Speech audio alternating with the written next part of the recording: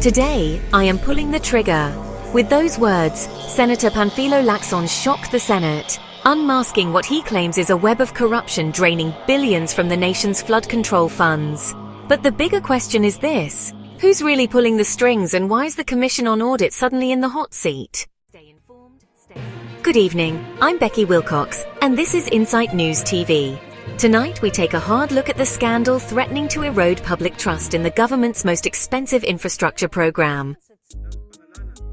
Lacson alleges a standard operating procedure that has bled taxpayers dry for over a decade. He claims Department of Public Works and Highways insiders, contractors and even politicians carved up the budget, leaving only scraps for actual projects.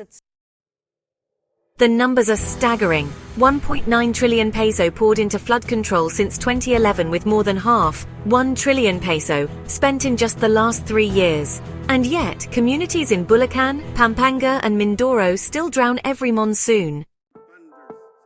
So here's the thing, Lacson even went as far as accusing the Commission on Audit itself of taking a cut.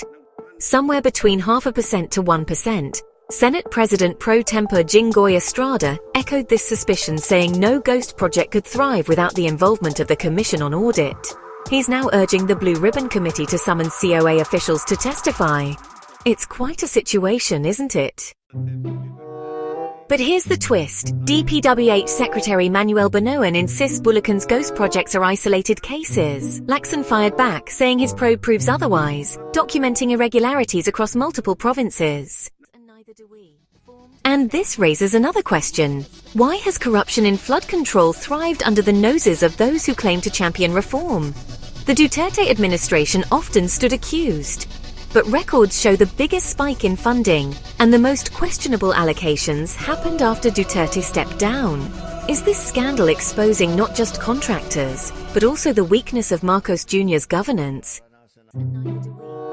15 contractors have been named, 7 have already faced the Senate, 8 more are set to be grilled. But as this probe drags on, one can't help but ask, will this investigation bring justice, or will it be buried like the very projects it seeks to expose? I'm Becky Wilcox for Insight News TV. If you want more in-depth analysis on stories the mainstream won't tell you, don't forget to like, share and subscribe. Join the conversation below, because this story is only beginning, and so are the questions it raises.